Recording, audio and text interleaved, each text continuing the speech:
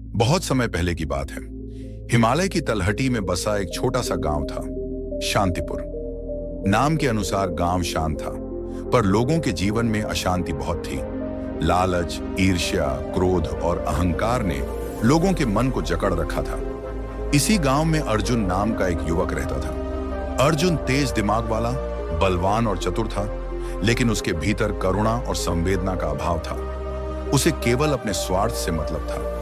किसी का भला करना उसे मूर्खता लगता था। वह मानता था कि इस दुनिया में वही जीतता है जो दूसरों को कुचलकर आगे बढ़ जाए। उसके माता पिता बहुत सरल और धर्मपरायण थे। वे रोज सुबह मंदिर जाते, गरीबों को अन्नदान करते और सदा दूसरों की सहायता के लिए तत्पर रहते। लेकिन अर्जुन इन सब बातों का मजाक उड़ाता। ये पूजा पाठ, दान पुण्य सब बेकार है। इस दुनिया में पैसा और ताकत ही सब कुछ है, वह अक्सर कहता। उसके पिता समझाते, बेटा, कर्म ही मनुष्य का सच्चा धन होता है। जैसे कर्म करोगे वैसा ही फल पाओगे।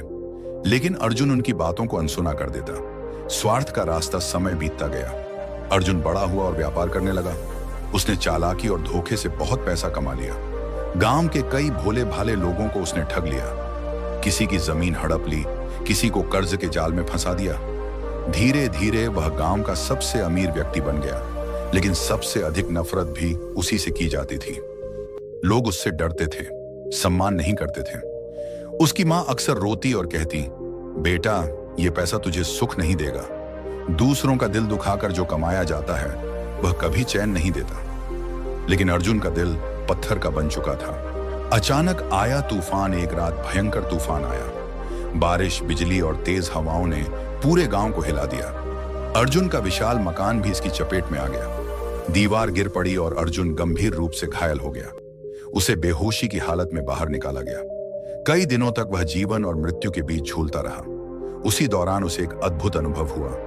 यमलोक की यात्रा। अर्जुन ने महसूस किया कि उसका शरीर कहीं पीछे छूट गया है और वह किसी अनजान दुनिया में पहुंच गया है। चारों ओर धुंधली रोशनी थी। उसके सामने दो भयानक परंतु तेजस्वी आकृति खड़ी थी। हम यमदूत हैं, उन्होंने कहा। तेरा समय पूरा हो चुका है। अब तुझे तेरे कर्मों का हिसाब देना होगा। अर्जुन घबरा गया। वह चिल्लाया, नहीं, मैं अभी मरना नहीं चाहता। यमदूत उसे एक विशाल सभागृह में ले गए, जहां चित्रगुप्त बैठे थे। उनके सामने एक विशाल ग्रंथ खुला था, जिसमें अर्जुन के सारे कर्म लिखे थे।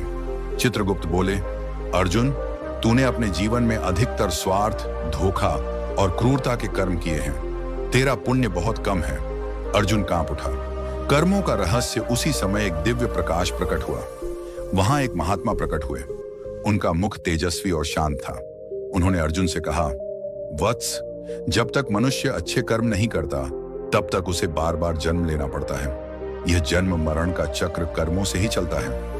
अर्जुन ने हाथ जोड़कर कहा, महाराज, मुझे एक अवसर दीजिए। मैं अपने सारे पाप धो देना चाहता हूं। महात्मा मुस्कुराए। अवसर तो हर आत्मा को मिलता है, लेकिन बहुत कम लोग उसे पहचान पाते हैं। हम तुम्हें एक और जन्म देंगे, लेकिन इस बार तुम्हें अपने कर्मों का पूरा बोझ लेकर जाना होगा। इतना कहते ही सब कुछ अंधकार में डूब गया। नया जन्म, नई परीक्षा। अर्जुन ने आंखें खोली तो उसने खुद को एक झोपड़ी में पाया। वह अब एक गरीब परिवार में जन्म ले चुका था। उसका नाम था मोहन। इस जीवन में उसे भूख, गरीबी, अपमान और संघर्ष का सामना करना पड़ा। उसे छोटी उम्र से ही मेहनत करनी पड़ी।